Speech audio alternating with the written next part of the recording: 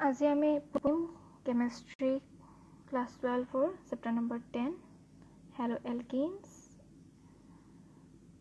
And hello এৰিনছ।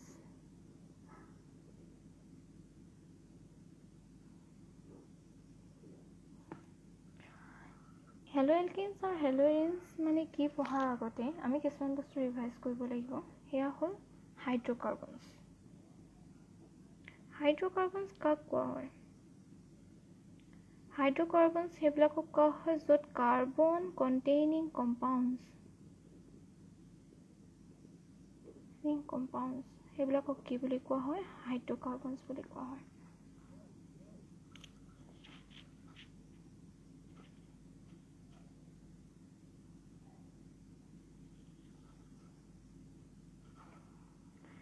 চ' আমি যিকোনো carbon থকা কম্পাউণ্ডবোৰক হাইড্ৰ'কাৰ্বনছ বুলি ক'ব পাৰোঁ। এতিয়া কাৰ্বন কি বস্তু? কাৰ্বন এটা এলিমেণ্ট আছিলে যাৰ ভেলেন্সি কিমান আছিলে? 4.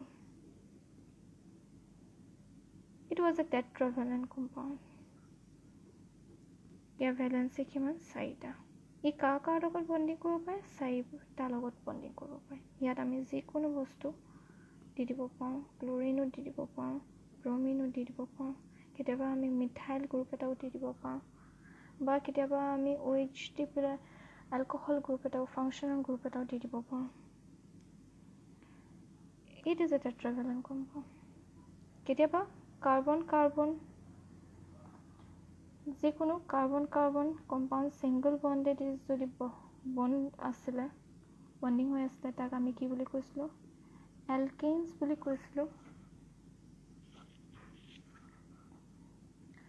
যদি ডাবল বণ্ডিং হৈ আছিলে তাক আমি কি বুলি কৈছিলোঁ? এলকিনছ। দেন ট্ৰিপল বণ্ডিং যদি হৈ আছিলে তাক আমি কি বুলি কৈছিলোঁ? এলকাইনছ। হয় নহয়? এই ছিংগল বণ্ড পাতক আমি কি বুলি কওঁ? একচুৱেলি আমি ইন নমেনক্লেচাৰত লিখিবলৈ যাওঁতে ইন, দেন ট্ৰিপল বণ্ডক আমি কি বুলি কওঁ? আইন বুলি কওঁ।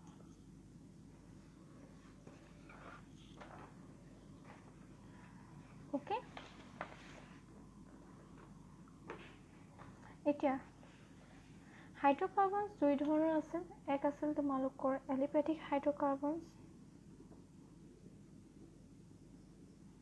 And aromatic hydrocarbons. এলিপেথিক হাইড্ৰ'কাৰ্বনছবোৰ carbon chain হিচাপে আছিলে। এনেকৈ এটা ধৰি লোৱা কাৰ্বন চেইন, এনেকুৱা ধৰণৰ কম্পাউণ্ডছবোৰ কি আছিলে? এলিপেথিক কম্পাউণ্ডছ। চেইন ছিষ্টেমত আছিলে এইবোৰ কাৰ্বনবোৰ। এৰ'মেটিকবোৰ কি আছিলে? ৰিং ছিষ্টেমত, জাষ্ট লাইক এ বেনজিন। এইবোৰক কি বুলি কওঁ আমি? এলিপেথিক এণ্ড এৰ'মেটিক কাৰ্বনছ। এইবিলাকৰ নমেনক্লেচাৰ বহুত ইম্পৰ্টেণ্ট। আমি এতিয়া এই এলিপেথিক আৰু এৰ'মেটিক কম্পাউণ্ডছৰ ডিৰাইভেটিভছবোৰ পঢ়িম ক্লাছ 12ত। ডিৰাইভেটিভ মিনছ আমি ইয়াৰ পৰা হাইড্ৰজেন এটা আঁতৰাই পেলাই কেতিয়াবা এই হাইড্ৰজেনৰ জেগাত আমি ক্লৰিন দি দিব পাৰোঁ। কেতিয়াবা আমি ইয়াৰ পৰা হাইড্ৰজেন এটা আঁতৰাই পেলাই আমি OH গ্ৰুপ, এলকহল গ্ৰুপ এটা দি দিব পাৰোঁ। এইবোৰক কি বুলি কয়? ডিৰাইভেটিভছ বুলি কয়। এতিয়া এই চেপ্টাৰটোত আমি ডিৰাইভেটিভছ হিচাপে পঢ়িম হেলোজেন কম্পাউণ্ডছৰ ডিৰাইভেটিভছ পঢ়িম। হেলো এলকিনছ। যেতিয়া যিকোনো কাৰ্বন কম্পাউণ্ড এটাত আমি যদি হেলোজেন এটা এটেচ কৰি দিওঁ, এটা বা দুটা যেনেকুৱা ধৰণৰে নহওক, কিন্তু হেলোজেন যদি আমি এটেচ কৰি দিওঁ তাক আমি কি বুলি কওঁ? হেলো এলকিন বুলি কওঁ। আৰু আমি যদি ৰিং টাইপৰ কম্পাউণ্ড এটাত, বেনজিন ৰিঙত যদি আমি OH ক্লৰিন এটা এটেচ কৰি দিওঁ তেতিয়া কি হ'ব তোমালোকৰ? হেলো এৰিনছ। এই এৰিন ৱৰ্ডটো আহিছে তোমালোকৰ ফ্ৰম দিছ ৰিং আৰু এলকেইন ৱৰ্ডটো আহিছে from this same type okay এতিয়া তোমালোকে কিছুমানে এই চেপ্টাৰটো পঢ়িবলৈ যাওঁতে চবৰে মেক্সিমামৰে প্ৰব্লেম হয় IUPAC নমেনক্লেচাৰ কেনেকৈ ইয়াক নাম দিওঁ কি কৰোঁ তোমালোকে চাগে বহুতে পাহৰিও গৈছে 11ৰ পৰা 12 আহোঁতে বহুত সময় হৈ গ'ল তোমালোকৰ পাহৰি যাবও পাৰা আকৌ ৰিভাইজ কৰোঁ আহা IUPAC নমেনক্লেচাৰ এবক নাম কেনেকৈ দিওঁ যিকোনো IUPAC নমেনক্লেচাৰ এই কাৰ্বনবোৰ IUPAC নমেনক্লেচাৰত কি হৈছে আমি কি পাম প্ৰিফিক্স পাম প্লাছ ৰুট ৱৰ্ড পাম এণ্ড দেন আমি কি পাম ছাফিক্স পাম ৰুট ৱৰ্ড আমি কেনেকৈ ডিচাইড কৰোঁ যিকোনো কাৰ্বন চেইন মেইন চেইন পাত ধৰি লওক এই কাৰ্বনটোত মেইন চেইন হ'ল লংগেষ্ট চেইন পাত আমি কি বুলি লওঁ কাৰ্বন চেইন হিচাপে ল'ম এই মেইন চেইন পাতত যিমানটাই কাৰ্বন থাকিব তাকে আমি কি বুলি কওঁ ৰুট ৱৰ্ড বুলি লওঁ হয়নে এয়া হ'ল ৰুট ৱৰ্ড এতিয়া ৰুট ৱৰ্ডখিনি নেমিং কেনেকৈ কৰোঁ এটা কাৰ্বন যদি থাকে আমি তাক মেথ বুলি কওঁ দুটা কাৰ্বন থাকিলে আমি এড তিনিটা কাৰ্বন থাকিলে আমি প্ৰপ চাৰিটা কাৰ্বন থাকিলে আমি বিউট হেণ্ডৰাইটিং হ'লে বেয়া নাপাবা কাৰণ অকণমান বেয়া হৈছে গম পাইছোঁ কিন্তু পঢ়োৱাটো ভালকৈ পঢ়িবা তোমালোকে ছটা কাৰ্বন থাকিলে হেক্স সাতটা কাৰ্বন থাকিলে হেপ্ট আঠটা কাৰ্বন থাকিলে অক্ট নটা কাৰ্বন থাকিলে নন এণ্ড 10 কাৰ্বন আমাৰ ইমানখিনিলৈকে প্ৰয়োজন হয় তাতকৈ বেছি আমাৰ প্ৰয়োজন নহয় ডেক 10টা কাৰ্বন যদি থাকে যিকোনো মেইন চেইন পাত 10টা কাৰ্বন যদি থাকে ডেক বুলি লিখিম অ'কে ইজ ইট ক্লিয়াৰ ছাফিক্সবোৰ আমি কি বুলি লিখোঁ ছাফিক্স কি হয় এই ছাফিক্সবোৰ কি হয় ছাফিক্স আমি বহুত বেলেগ বেলেগ ধৰণৰ পাওঁ যেতিয়া দুটা কাৰ্বনৰ মাজত যদি ছিংগল বন থাকে আমি ইন পাম এয়া হ'ল এটা ছাফিক্স ডাবল বন যদি থাকে তাক আমি কি বুলি ক'ম ইন বুলি ক'ম তিনিটা বন যদি থাকে আমি কি বুলি ক'ম আইন বুলি ক'ম these are some suffix okay এই ছাফিক্সবোৰ কেতিয়াবা ফাংচনেল গ্ৰুপ হিচাপেও থাকে ফাংচনেল গ্ৰুপ আমি মেইনলি পঢ়িবলগীয়াৰ ভিতৰত আছে আমাৰ এলকহল এই লিষ্টখন মনত ৰাখিবা OH হয়নে নহয় aldehyde CHO ketone CO and carboxylic acid যাক আমি কি বুলি কওঁ COOH এইকেইটা বস্তু যদি এই কাৰ্বন চেইন পাতত লাগি থাকে তেতিয়া আমি কি বুলি ক'ম ছাফিক্স বুলি ক'ম এইকেইটা বস্তু এই ছাফিক্সখিনিয়ে গৈ পেলাই যিকোনো কাৰ্বন এটাত গৈ পেলাই লাগি থাকিব পাৰে দিজ আৰ ফাংচনেল গ্ৰুপছ ইয়াৰ মেইন টপিকবোৰ তোমালোকে 10-11ত থুলমূলকৈ পাই আহিছা এলকহলক যদি আমি ছাফিক্স হিচাপে লিখিবলৈ হয় নেমিং হিচাপে দিবলৈ হয় আমি কি বুলি লিখোঁ OL বুলি লিখোঁ হয়নে এলডিহাইডত লাষ্টত লিখোঁ ছাফিক্স হিচাপে AL কিটেনত কি বুলি লিখোঁ কিটোন ONE কাৰ্বক্সিলিক এচিডত ওইক এচিড হয়নে এইবোৰ মনত ৰাখিবা এতিয়া আহিলোঁ তোমালোকৰ প্ৰিফিক্সলৈ প্ৰিফিক্সত তোমালোকৰ কি থাকে কিছুমান এক্সট্ৰা কাৰ্বন মেইন চেইনতকৈ এই মেইন চেইন পাতত ইয়াতে যদি তোমালোকৰ এইডোখৰত নহয় এইডোখৰত হাইড্ৰজেনে থাকক এইডোখৰত এই ব্ৰমিনৰ জেগাত যদি মই C2H5 এটা লগাই দিওঁ এই কি হ'ব মেইন চেইন পাত এই কাৰ্বনটোৰ লগত এই প্ৰিফিক্স হিচাপে এক্সট্ৰা হিচাপে লাগি আছে ছাবষ্টিটিউয়েণ্ট হিচাপে লাগি আছে সেইটো কাৰণে ইয়াক আমি আগে লিখোঁ C2H5 ইয়াক আমি কি ছাবষ্টিটিউয়েণ্ট ইথাইল বুলি লিখোঁ CH3 যদি লাগি থাকে সাবস্টিটুয়েন্ট হিচাপে মিথাইল ওকে তেনেকৈ তোমালোকৰ আৰু থাকিব কিছুমান হ্যালোজেন কম্পাউণ্ডছবোৰ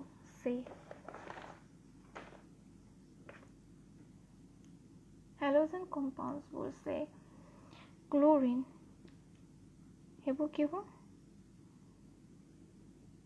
ক্লোৰো যদি ইয়াত ক্লোৰিন লাগি থাকে এই সাবস্টিটুয়েন্টক কি বুলি কম ক্লোৰো যদি ব্ৰোমিন লাগি থাকে কি বুলি লিখিম আমি ব্ৰোমো যদি আই লাগি থাকে কি বুলি লিখিম আমি আয়োডো আৰু যদি ফ্লোৰিন লাগি থাকে ফ্লোৰো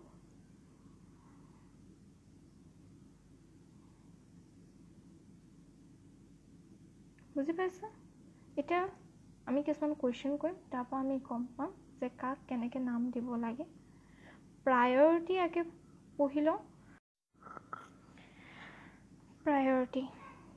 প্ৰায়ৰিটি তোমালোকে অৰ্গেনিক কেমিষ্ট্ৰিত পুৰা মনত ৰাখিবা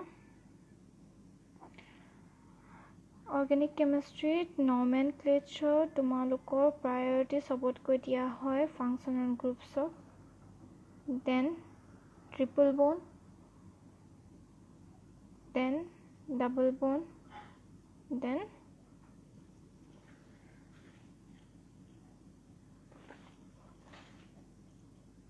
substituent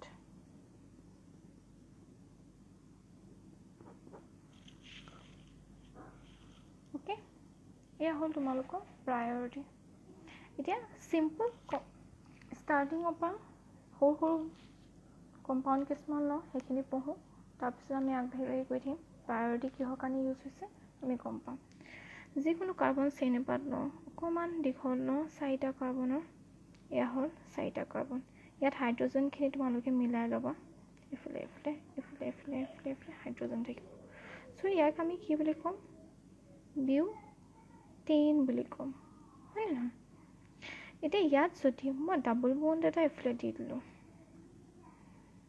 অ'কে তেতিয়া ইয়াত যদি আমি ইয়াক লিখিবলৈ হয় আমি কেনেকৈ লিখিম এইটো আমি জানো আমি ইয়াক কি বুলি কওঁ ইন চ' এই ইনৰ জেগাত আমি কি বুলি লিখিব লাগিব ইন লিখিব লাগিব কিন্তু লিখি দিলে নহ'ব ন ইনটোতো আমি এডোখৰতো বহাব পাৰিম এডোখৰতো বহাব পাৰিম কথাটো তেনেকুৱা ধৰণৰ হৈ যায়গৈ চ' আমি ইয়াক পজিশ্যন কৰিব লাগিব 1 2 3 পজিশ্যন কেনেকৈ কৰিম কাৰ্বনৰ পৰা পজিশ্যন কৰিম 4টা কাৰ্বন কোনটো কাৰ্বনৰ লগত এটাচ হৈ আছে এতিয়া যদি এইডোখৰ পৰা আমি চাইছোঁ 1 2 তেতিয়াহ'লে 2 ইন লিখিম আৰু এইফালে পৰাও যদি চাওঁ ফাৰ্ষ্ট বন্ড ছেকেণ্ড পজিশ্যনে পাইছে 1 2 3 and 4 ইয়াতো আমি 2 ইনে পাম চ' আমাৰ নেম উইল বি বিউট 2 ইন হয় নে নহয় এই কাৰ্বনটোৰ নাম হাইড্ৰকাৰ্বনটোৰ নাম কি হ'ব বিউট 2 ইন কেতিয়াবা আমি ইয়াতকৈ দীঘল চেইন এপাত পাব পাৰোঁ সে লাইক দিছ 1 2 3 5 1 2 3 4 5 হয় নে নহয় এতিয়া ইয়াত যদি মই তোমালোকৰ এইডোখৰ যদি ডাবল বন্ডটো দি দিওঁ ইয়াত চোৱা 1 2 পজিশ্যনিংটো চোৱা তোমালোকে 4 5 এইফালৰ পৰা যদি কৰোঁ আমি ছেকেণ্ডতে আমি এইটো পাইছোঁ ডাবল বন্ড পাত পাইছোঁ আৰু 1 2 3 4 5 আৰু এইডোখৰলৈ আহিলে আমি থাৰ্ড পজিশ্যনত পাইছোঁ তেতিয়াহ'লে ইয়াৰ দুটা নাম হ'ব হয়নে নহয় বিউট 2 ইন এণ্ড বিউট 3 ইন নহয় জানো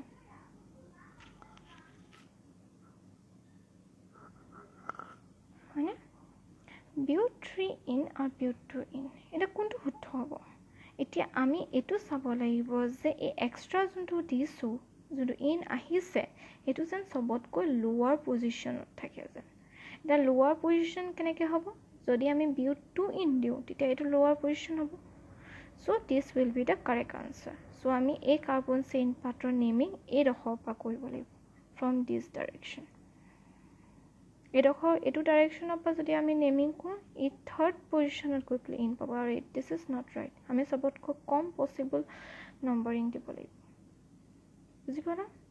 এয়া হ'ল তোমালোকৰ ছাবষ্টিটিউয়েণ্টৰ কাম, পজিশ্যনিঙৰ কাম। চবতকৈ কম পজিশ্যন ক'ত দিবা। এতিয়া যদি আমি ট্ৰিপল বণ্ডৰ ক্ষেত্ৰতো একেই হয়, 3 4 5 আমি যদি এইডোখৰত ট্ৰিপল বণ্ড দিওঁ, ই চবতকৈ লৱেষ্ট পজিশ্যন পাব লাগিব। এইফালে পৰা যদি আহোঁ 1 2 3 4 5 থাৰ্ড পজিশ্যনত পাই। আৰু এইডোখৰৰ পৰা যদি চাওঁ আমি কাৰ্বন চেইন পাত, ই ছেকেণ্ড পজিশ্যন পাব। চ' ইয়াৰ নামটো হ'ব বিউটাইন। চৰি, বিউট নহয়, ইয়াতো বিউট নহয়,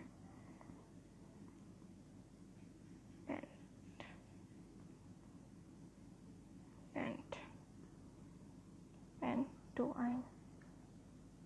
অ'কে, এতিয়া এইফালে আহোঁ, আমি আৰু কমপ্লেক্স কৰোঁ। এই কাৰ্বন চেইন পাততে ট্ৰিপল বণ্ড এটাও থাকিলে, ডাবল বণ্ড এটাও থাকিলে, তেতিয়া আমি পজিশ্যনিং কাক কম, চবতকৈ কম দিম? ইয়াক কম দিম নে ইয়াক কম দিম? ইয়াত যদি চাবলৈ পাওঁ, এইফালে পৰা যদি কওঁ ই চবতকৈ কম পজিশ্যন পায়, এইফালে পৰা যদি চাবলৈ যাওঁ ই চবতকৈ কম পজিশ্যন পায়। সেইটোৱে। তেতিয়াহ'লে ইয়াৰ আমি আগৰ যোনটো প্ৰায়ৰিটি বেচিছ চাইছিলোঁ সেইটো মনত ৰাখিম। চ' ট্ৰিপল বণ্ড চবতকৈ হাই প্ৰায়ৰিটি, চ' ট্ৰিপল বণ্ডে চবতকৈ কম পাব। চ' ফ্ৰম দিছ ডাইৰেকশ্যন আমি নেমিং কৰিম পেণ্ট টু ইন, হয়নে নহয়, টু আইন, পেণ্টোআইন এণ্ড 1 2 3 4 4 ইন। এতিয়া কি হৈছে ঘটনাটো, এইটো ই আছে, এইটো আই আছে, পজিশ্যনিং ছেমেই হ'ব, কিন্তু আমি এলফাবেটিকেলিও বস্তুবোৰ ঠিক কৰিব লাগিব।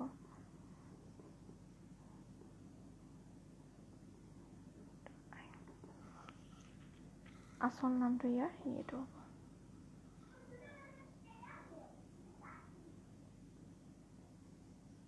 অ'কে, এতিয়া আহোঁ আমি কিছুমান কমপ্লেক্স কম্পাউণ্ডলৈ। Functional group, functional group substituent আহিলে, ছাবষ্টিটুৱেণ্ট দিওঁ ইথাইল, মিথাইল দিওঁ,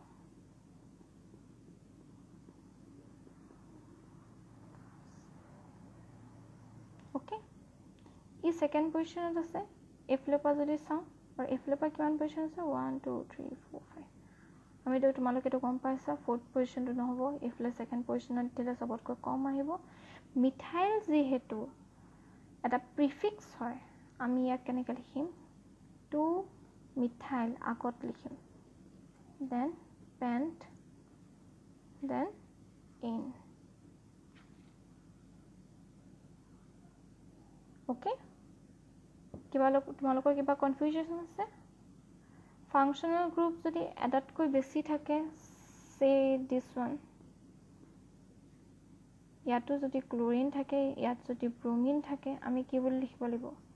আৰু মনত ৰাখিবা ক্লৰিন আৰু ব্ৰমিন কি পঢ়াইছিলোঁ, দে আৰ প্ৰিফিক্স, প্ৰিফিক্স বুলি পঢ়াইছিলোঁ, হয়নে নহয়? চ' আগত লাগিব। এতিয়া আমি ইয়াত লিখিব পজিশ্যনিং কিহৰ পৰা ষ্টাৰ্ট দিম, আমি দিম নাম এলফাবেটিকেলি যাম। এলফাবেটিকেলি কেনেকৈ, বি আগত আহে, চি পাছত আহে। চ' 1 2 3 4, আৰু এইফালে পৰা যদি চাওঁ 3 4, বিটো আগত আনিব লাগিব। চ' 2B, 2 ব্ৰমো, দেন 3 আয়ডো, 3 ক্ল'ৰো, কি হয়, বিউটেইন, হয়নে? বুজি পাইছা তোমালোকে? পজিশ্যনিং কেনেকৈ কৰিম, এলফাবেটিকেলি যাব লাগিব যদি দুটা একেটা ধৰণৰ থাকে।